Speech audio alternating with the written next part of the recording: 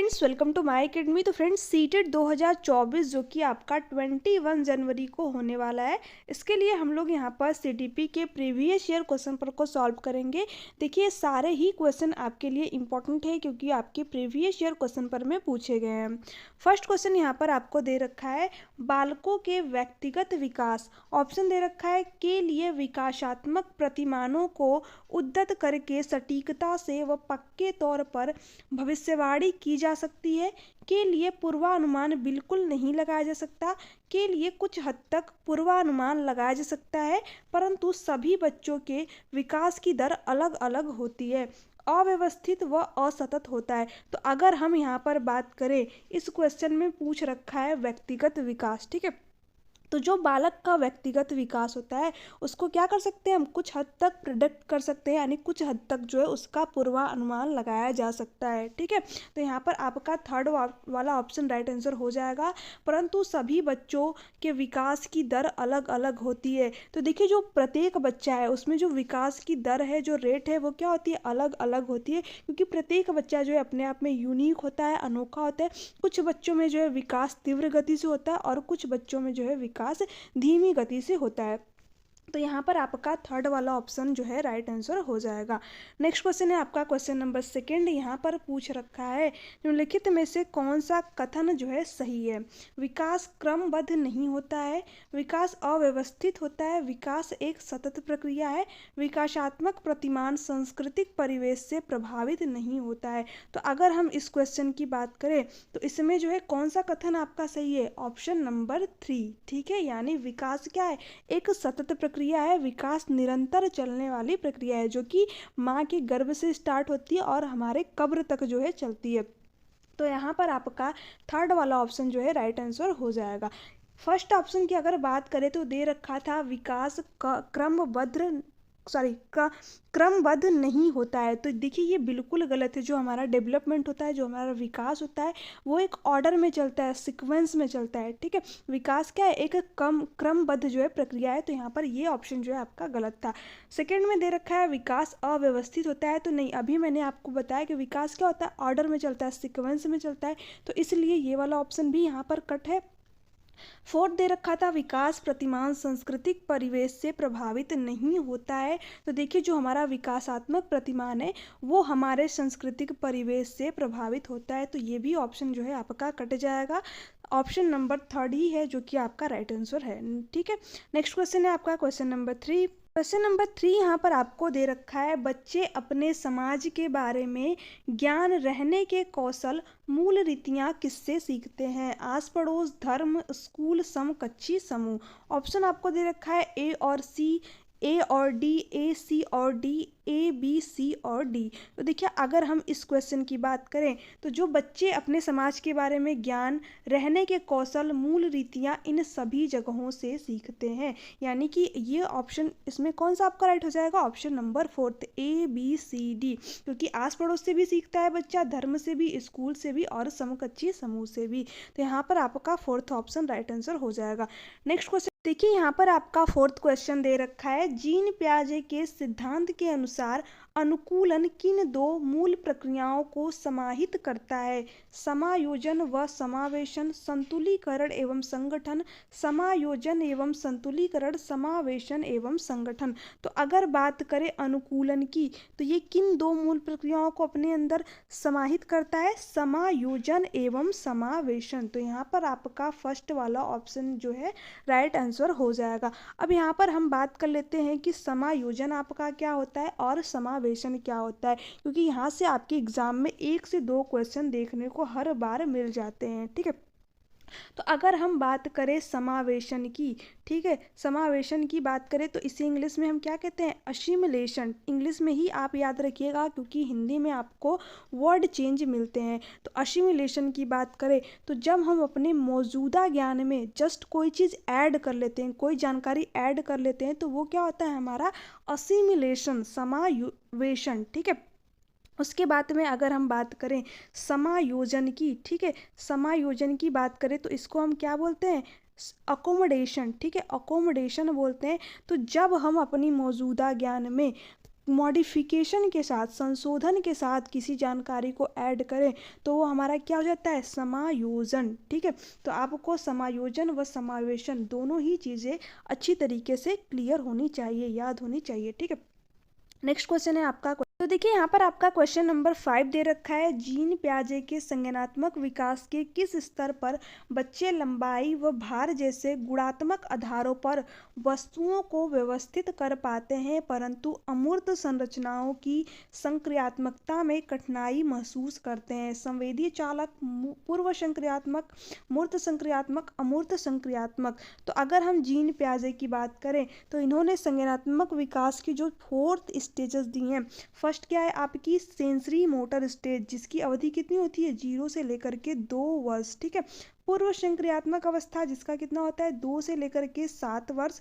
उसके बाद में मूर्त संक्रियात्मक अवस्था यानी कि कॉन्क्रीट ऑपरेशनल स्टेज आपका हो जाता है 7 से 11 वर्ष। फॉर्मल ऑपरेशनल स्टेज यानी कि अमूर्त संक्रियात्मक अवस्था 11 एवं। ठीक है, तो अगर हम बात करें कि किस एज में जो है, किस अवस्था में बच्चा जो है लंबाई व भार जैसे गुणात्मक आधारों पर वस्तुओं को व्यवस्थित कर पाता है, ठीक है, परंतु अमूर्त संरचनाओं की संक्रियात्मकता में कठिनाई महसूस करता है, तो कौन सी स्टेज है आपकी, प्याजे की 3rd स्टेज, मूर्त संक्रियात्मक अवस्था, कॉन्क्रीट ऑपरेशनल स्टेज। ठीक है, जिसमें आपका क्या कर लेता है बच्चा, CCS। ठीक है, कंजर्वेशन, क्लासिफिकेशन और सीरिएशन का जो गुण है, जो क्वालिटी है, वो उसके अंदर डेवलपमेंट हो जाती है 7 से 11 वर्ष की आयु में। आपको एज भी याद रखनी है क्योंकि आपके एग्जाम में कभी कभी पूछ लेता है। ठीक है, तो यहाँ पर आपका 3rd वाला ऑप्शन राइट आंसर हो जाएगा। नेक्स्ट क्वेश्चन है क्वेश्चन नंबर 6। इसमें दे रखा है आपका, लेव वाइगोस्की के सिद्धांत के अनुसार व्यक्तिगत वाक बच्चे को अपनी सोच विनियमित करने में मदद करता है, बच्चे की सोच में रुकावट पैदा करता है, बच्चे की आत्म केंद्रियता दर्शाता है, बच्चे को चुनौतीपूर्ण कार्य दिए जाने पर घटता है। तो अगर हम बात करें व्यक्तिगत वाक्य यानी प्राइवेट स्पीच की, जो कि लेव वाइगोस्की के द्वारा दिया गया है, ये क्या करता है, बच्चे को अपनी सोच विनियमित करने में मदद करता है। तो यहाँ पर आपका फर्स्ट वाला ऑप्शन जो है राइट आंसर हो जाएगा। ठीक है, इसमें क्या होता है, बच्चा खुद से बात करता है। ठीक है, तो ये क्या कर रहा है, उसकी सोच को दिशा निर्देश कर रहा है, दिशा दे रहा है। ठीक है, तो यहाँ पर आपका फर्स्ट वाला ऑप्शन जो है राइट है। नेक्स्ट क्वेश्चन है आपका क्वेश्चन नंबर 7। यहाँ पर दे रखा है, लेव वाइगोस्की के अनुसार शिक्षक बच्चों के अधिगम में किस प्रकार मदद कर सकते हैं, उपयुक्त इनाम देकर, सख्त सजा देकर, मदद की मात्रा व स्वरूप में बदलाव कर कर, उन्हें ब्लैक बोर्ड से सारे उत्तर नकल करवा कर। तो देखिए इस क्वेश्चन में बहुत ही ईजिली आपको सही आंसर मिल जाएगा, क्योंकि इनाम देना क्या है आपका निगेटिव वर्ड। ठीक है, उसके बाद में सजा भी नहीं देना है बच्चों को, और नकल करना भी क्या है आपका निगेटिव वर्ड। तो एक ही ऑप्शन आपका बचता है, ऑप्शन नंबर 3rd, जो कि आपका राइट आंसर हो जाएगा। तो मैंने पॉजिटिव निगेटिव वर्ड दोनों ही आपको सेंड कर दिए हैं टेलीग्राम पे, आप वहाँ से जा करके देख लीजिएगा एक बार। ठीक है, देखिए पॉजिटिव निगेटिव वर्ड भी आपके काम तभी आएंगे जब आप प्रीवियस ईयर क्वेश्चन पेपर को अच्छी तरीके से किए रहोगे तब। ठीक है, तो इसलिए आपको पहले PYQ को अच्छी तरीके से सॉल्व करना है, तब जा कर के आपको पॉजिटिव निगेटिव वर्ड जो है उनका यूज़ करना है, क्योंकि उन्हीं से आपको पता चलता है प्रीवियस ईयर क्वेश्चन पर से कि कहाँ कहाँ पर आपको टैग वर्ड जो है हेल्प कर सकते हैं। ठीक है, नेक्स्ट क्वेश्चन है आपका क्वेश्चन नंबर 8। क्वेश्चन नंबर 8 आपको दे रखा है, बाल केंद्रित कक्षा में एक अध्यापिका किसको महत्व देती है, निरंतर वस्तुनिष्ठ रूपी परीक्षाओं को, ज्ञान की सक्रिय संरचना प्रक्रिया को, किसी भी तरह से पाठ्यक्रम के समापन को, दंड आधारित कठोर अनुशासन पद्धति को। ठीक है, तो देखिए बच्चे को तो दंड आपको देना ही नहीं है, तो ये तो ऑप्शन आपका पहले ही कट जाएगा।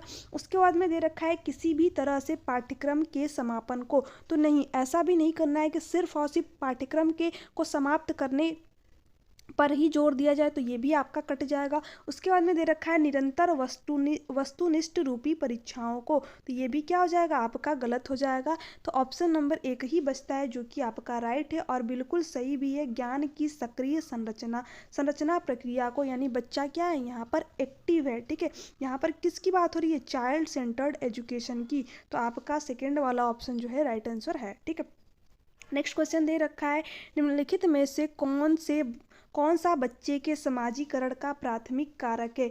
पुस्तकें और पत्रिकाएं, निकट परिवार, माता पिता का कार्यस्थल, अस्पताल के कर्मचारी। तो अगर आपने हमारी प्रीवियस क्लासेस देखी होंगी तो उसमें मैंने आपको बताया था कि जो हमारी फैमिली है, ठीक है, फैमिली क्या होगी आपकी, हमेशा ही प्राथमिक कारक के अंतर्गत आएगी, और जो आपका स्कूल है वो हमेशा सेकंड कारक के अंतर्गत आएगा। ठीक है, अगर आप इन दो ही चीज़ों को याद कर लोगे तो भी जो है आपका सोशलाइजेशन से जो क्वेश्चन बनते हैं वो कभी गलत नहीं होगा। ठीक है, तो अगर हम यहाँ पर आपकी समाजीकरण की प्राथमिक कारक की बात करें तो क्या हो जाएगा आपका, देखिए इस ऑप्शन को आपको टिक नहीं करना है, क्योंकि यहाँ पर दे रखा है माता पिता का कार्यस्थल, यानी कि अगर किसी के माता पिता जो है ऑफिस में कार्य करते हैं, ठीक है, तो उनका कार्यस्थल आपका प्राथमिक कारक नहीं होगा।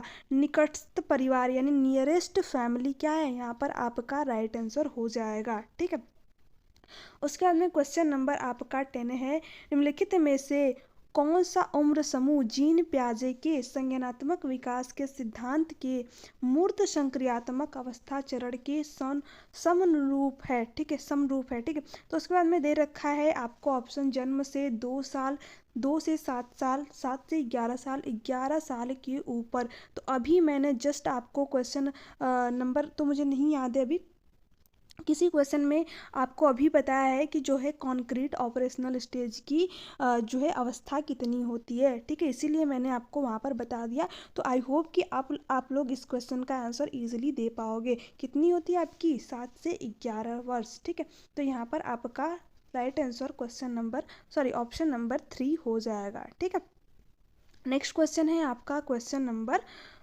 नंबर आपका 11 दे रखा है। आप एक अध्यापक हैं जो विश्वास करता है कि बच्चे विभिन्न गतियों और अलग अलग तरीकों से सीखते हैं।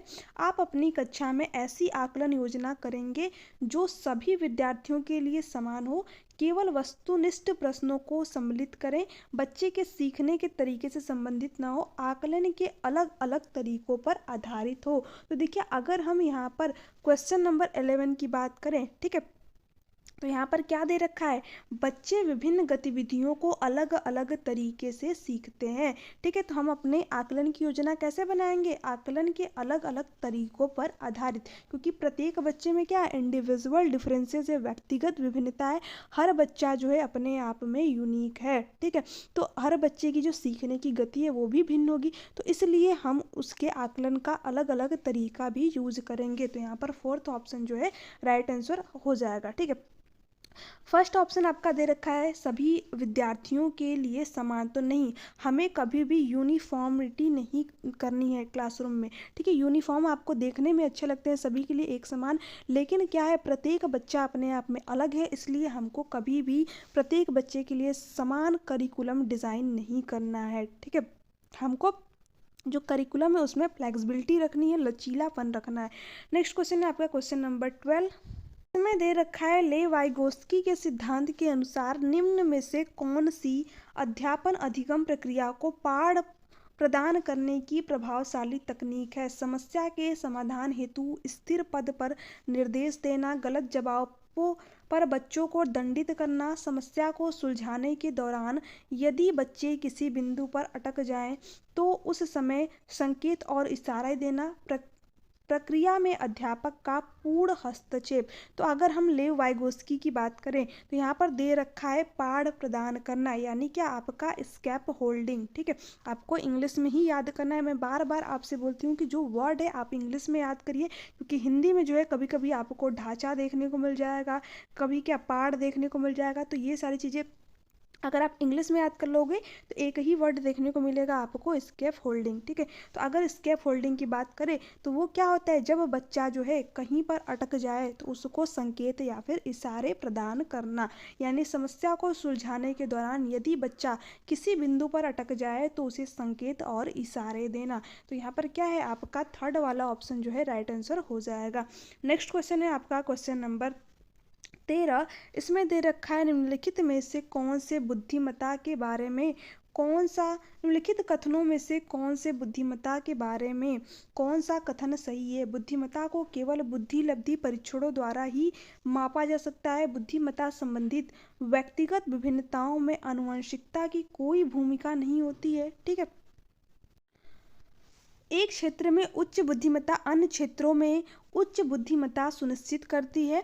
उसके बाद में फोर्थ ऑप्शन आपको दे रखा है, बुद्धिमत्ता विद्यालय में बेहतर प्रदर्शन करने की योग्यता से अधिक है, जो कि आपका क्या है, बिल्कुल सही दे रखा है। ठीक है, तो यहाँ पर आपका फोर्थ वाला ऑप्शन जो है राइट आंसर हो जाएगा। नेक्स्ट क्वेश्चन है आपका क्वेश्चन नंबर 14। इसमें दे रखा है, एक घोड़े को देखकर एक 3 वर्षीय बालिका चकित होकर बोली, वाह इतना बड़ा कुत्ता। जीन प्याजे के संज्ञानात्मक विकास के सिद्धांत के अनुसार बालिका की यह प्रतिक्रिया निम्न में से किसका उदाहरण है? आत्मसात्करण, प्रतीकात्मक, पदार्थ स्थायित्व, अस्थगित अनुकरण। तो देखिए, जो जीन प्याजे थे उनके अनुसार अगर बच्ची जो है 3 वर्ष की है और उसके बाद में वो देखकर बोल रही है, क्या घोड़े को देखकर बोल रही है वाह इतना बड़ा कुत्ता, तो वो जो है क्या हो जाएगा आपका समावेशन। ठीक है, मैंने आपको अभी बताया कि बच्ची क्या कर रही है, अगर अपनी मौजूदा ज्ञान में कोई जानकारी को जस्ट ऐड कर ले रही है, ठीक है, तो वो क्या होगा आपका समावेशन। तो यहाँ पर आपका फर्स्ट वाला ऑप्शन जो है इसका राइट आंसर हो जाएगा। अगर यहीं पर इसे कोई बता दे कि बेटा वो कुत्ता नहीं है घोड़ा है, ठीक है, तो उसने क्या किया, अपनी जो उसकी जानकारी थी उसमें क्या हो गया, मॉडिफिकेशन हो गया, संशोधन हो गया, तो ये वहाँ पर क्या हो जाएगा आपका समायोजन। ठीक है, जिसे क्या बोलते हैं, अकोमोडेशन। तो ये दोनों पॉइंटों को आपको ध्यान में रखने हैं। नेक्स्ट क्वेश्चन दे रखा है क्वेश्चन नंबर 15। इसमें है, भाषा एवं विचार पर लेव वाइगोत्स्की क्या सुझाते हैं? भाषा संज्ञानात्मक विकास को निर्देशित करती है। संज्ञानात्मक विकास भाषा को निर्देशित करती है। भाषा और संज्ञान में कोई संबंध नहीं है। संज्ञान भाषा से स्वतंत्र है। तो देखिए, अगर हम क्वेश्चन नंबर 15 की बात करें यहाँ पर, ठीक है, तो जो लेव वाइगोत्स्की है वो क्या कहते हैं, भाषा जो है संज्ञानात्मक विकास को निर्देशित करती है। तो यहाँ पर आपका फर्स्ट वाला ऑप्शन है जो कि राइट आंसर हो जाएगा। ठीक है, क्वेश्चन नंबर आपका 16 है। इसमें दे रखा है, बच्चों में सृजनात्मकता को किस प्रकार सुसाध्य किया जा सकता है? अन्वेषण को प्रोत्साहित करके, अध्यापक केंद्रित शिक्षा शास्त्र द्वारा, लगातार अभ्यास और दोहराकर, केवल अनुकरण द्वारा। तो देखिए, 3 तो ऑप्शन आपके ऐसे ही कट गए क्योंकि हमको इसमें दे रखा है अध्यापक केंद्रित शिक्षा शास्त्र, तो हमें कैसी शिक्षा चाहिए, चाइल्ड सेंटर्ड एजुकेशन। ठीक है, अध्यापक केंद्रित नहीं चाहिए, टीचर सेंटर्ड हमें शिक्षा नहीं चाहिए। तो ये तो आपका कट। लगातार अभ्यास और दोहराव, तो ये भी क्या है, गलत चीज़ है, निगेटिव वर्ड है आपका, तो ये भी कट। केवल अनुकरण द्वारा, तो अनुकरण भी क्या है, नकल करके सीखना, ये सारी चीज़ें अच्छी नहीं है, तो ये भी क्या है, गलत। एक ही बचता है, अन्वेषण यानी कि खोज को प्रोत्साहित करके। तो ऑप्शन नंबर फर्स्ट जो है आपका यहाँ पर राइट आंसर हो जाएगा। क्वेश्चन नंबर 17 आपका दे रखा है, गुणज वैकल्य सीधे तौर पर निम्न में से किससे संबंधित है? गति विषयक, असक्तता से, दूसरों के प्रेरकों इरादों को समझने में प्रवाहिता से, संगीतकीय योग्यता से, गणितीय संकल्पों के अधिगम में कठिनाई से। ठीक है, तो अगर हम बात करें तो जो हमारा गुणज वैकल्य है, ठीक है, ये यानी कि डिसकैलकुलिया, इसको इंग्लिश में क्या बोलते हैं, डिसकैलकुलिया, ये किससे संबंधित है, जिसमें बच्चे को कैलकुलेशन में प्रॉब्लम आती है। ठीक है, यानी गणितीय संकल्पों के अधिगम में कठिनाई से। तो यहाँ पर आपका फोर्थ वाला ऑप्शन जो है राइट आंसर हो जाएगा। नेक्स्ट क्वेश्चन है आपका क्वेश्चन नंबर 18। यहाँ पर दे रखा है, शिक्षा का अधिकार अधिनियम 2009 के अंतर्गत निजी विद्यालयों में आर्थिक रूप से कमजोर वर्ग के विद्यार्थियों के दाखिले हेतु सीटों के आरक्षण का प्रावधान। इन छात्रों के सफल समावेशन हेतु एक अध्यापक को किस तरह के शिक्षा शास्त्र का प्रयोग करना चाहिए? भेदभावात्मक, अलगावात्मक, साम्यता पर आधारित, समानता पर आधारित। तो देखिए, 2 ऑप्शन तो आपके पहले ही कट जाएंगे। भेदभाव तो हमें कभी करना ही नहीं है, अलग थलग सेग्रीगेशन नहीं करना है हमें बच्चे के साथ में।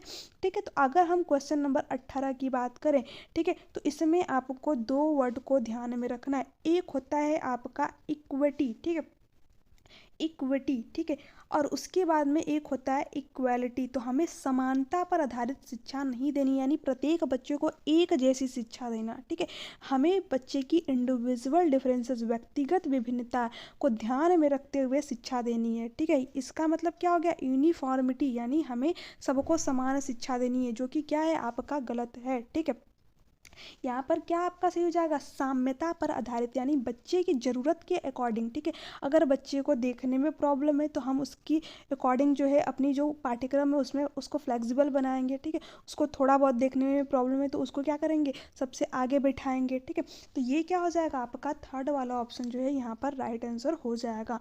नेक्स्ट क्वेश्चन है आपका क्वेश्चन नंबर 19। ये दे रखा है, एक समावेशी कक्षा में सूचना को किस तरह से प्रस्तुत करना चाहिए, शाब्दिक रूप से, दृश्य रूप से, मौखिक रूप से, बहुल रूप से। तो अगर हम बात करें कक्षा कैसी है आपकी, समावेशी कक्षा, इंक्लूसिव क्लासरूम है, तो इसमें जो है जन सूचना को किस तरीके से प्रस्तुत किया जाना चाहिए, बहुल रूपों में। तो यहाँ पर आपका फोर्थ वाला ऑप्शन जो है राइट आंसर हो जाएगा।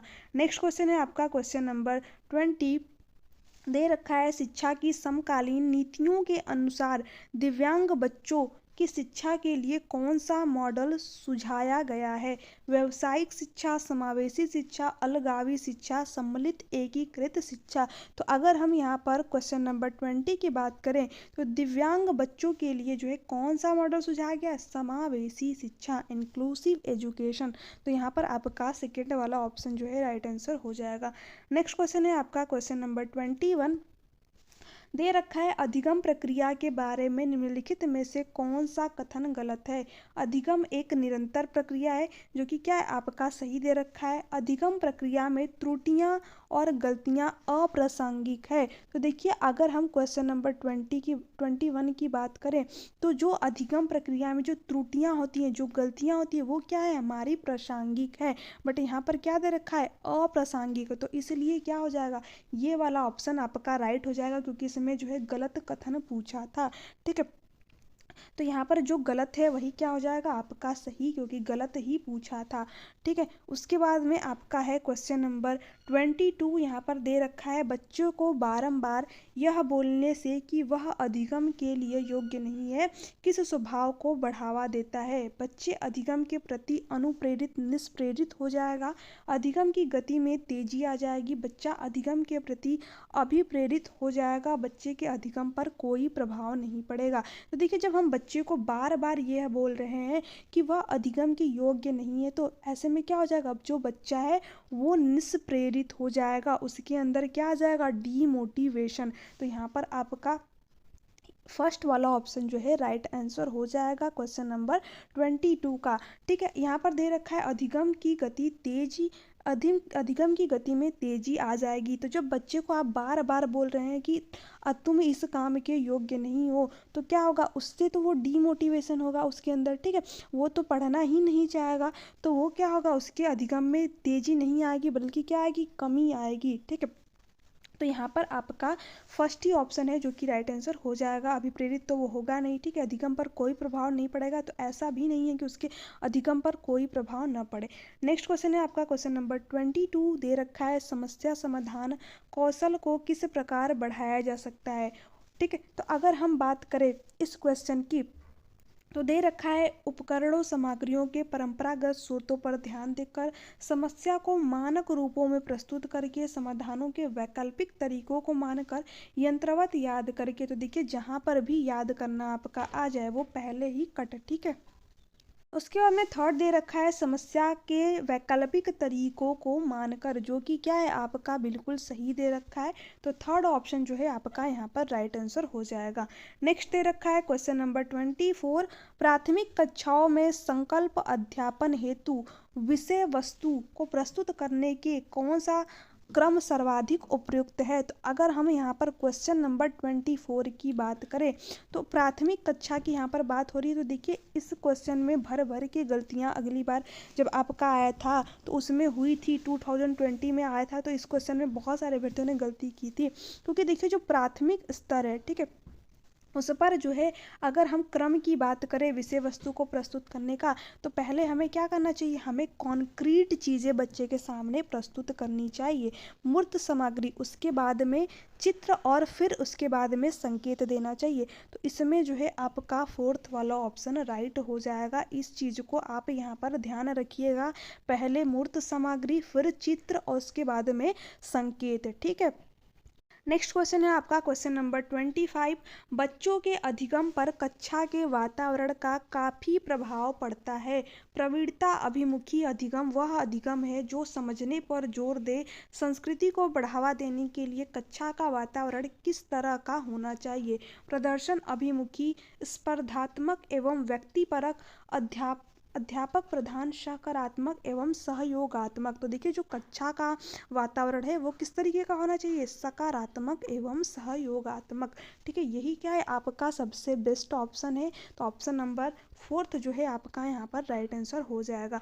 नेक्स्ट क्वेश्चन है आपका क्वेश्चन नंबर 26। इसमें दे रखा है अधिगम के संदर्भ में निम्न में से कौन सा कथन सही है। तो अगर हम इस क्वेश्चन की बात करें तो इसमें क्या हो जाएगा आपका सही। अधिगम क्या है, एक जटिल प्रक्रिया है जिसमें अधिगमकर्ताओं की सक्रिय संलग्न संलग्नता संलग्नता की आवश्यकता होती है। तो यहाँ पर जो है आपका फोर्थ वाला ऑप्शन जो है राइट आंसर हो जाएगा। अधिगम क्या है, जटिल प्रक्रिया है। नेक्स्ट क्वेश्चन है आपका 27। इसमें दे रखा है अधिगम का सामाजिक संरचनात्मक विचार अधिगम प्रक्रिया में डैश की महत्ता पर बल देता है।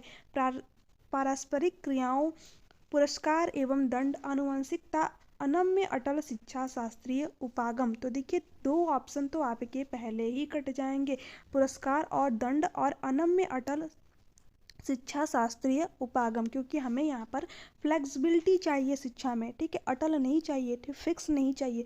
तो ये क्या हो जाएगा आपका दो ऑप्शन पहले ही कट जाएगा। उसके बाद में दे रखा है क्वेश्चन में अधिगम का सामाजिक संरचनात्मक विचार अधिगम प्रक्रिया में। तो देखिए किसकी महत्ता पर बल होगा, पारस्परिक क्रियाओं की, ठीक है, आनुवंशिकता की यहाँ पर तो बात ही नहीं हुई है, हेरिडिटी की। तो यहाँ पर आपका फर्स्ट ऑप्शन है जो कि राइट आंसर हो जाएगा। नेक्स्ट क्वेश्चन है आपका क्वेश्चन नंबर 28। इसमें देखिए आपको मैच करना है निम्न में से कौन सा युग्म घटक और अभिप्रेरणा स्रोत का सही रूप से मिला युग्म है। तो देखिए अगर हम बात करें यहाँ पर इस क्वेश्चन की, क्वेश्चन नंबर 28 की, तो देखिए अगर जो हमारी जिज्ञासा होती है, ठीक है, वो क्या होती है, हमारी आंतरिक प्रेरणा से आती है, इंटरनल मोटिवेशन से आती है। तो यहाँ पर आपका सेकंड वाला ऑप्शन है जो कि राइट आंसर हो जाएगा। यहाँ पर आपको दे रखा था नगद पुरस्कार, तो ये आपका क्या हो जाता है, बाहरी मोटिवेशन, ठीक है, इंटरनल मोटिवेशन नहीं है, तो ये भी कट हो जाएगा। रुचि क्या है आपकी, इंटरनल मोटिवेशन है, बट यहाँ पर बाहरी मोटिवेशन दे रखा है, तो ये भी क्या है आपका गलत। आत्म परितोषण, ये भी क्या है आपका इंटरनल मोटिवेशन है, तो ये भी क्या है गलत है। एक ही ऑप्शन है जो कि आपका सही है, जिज्ञासा क्या है आपकी इंटरनल मोटिवेशन, आंतरिक अभिप्रेरणा। नेक्स्ट क्वेश्चन है आपका क्वेश्चन नंबर 29। इसमें दे रखा है विद्यार्थियों में संकल्पनात्मक समझ को सुसाध्य करने हेतु एक अध्यापक को, ठीक है, ऑप्शन आपको दे रखा है छात्रों को केवल यंत्रवत रूप से सीखने के लिए प्रोत्साहित करना चाहिए। उसके बाद में दे रखा है संकल्पों के वार्तालाप, उदाहरण और गैर उदाहरण को सम्मिलित नहीं करना चाहिए, ठीक है। तो देखिए ये तो आपका गलत हो जाएगा, ठीक है, यंत्रवत रूप से सीखने के लिए प्रोत्साहित करना चाहिए। अगर हम फर्स्ट ऑप्शन की यहाँ पर बात करें, ठीक है, तो ये भी क्या है आपका गलत हो जाएगा।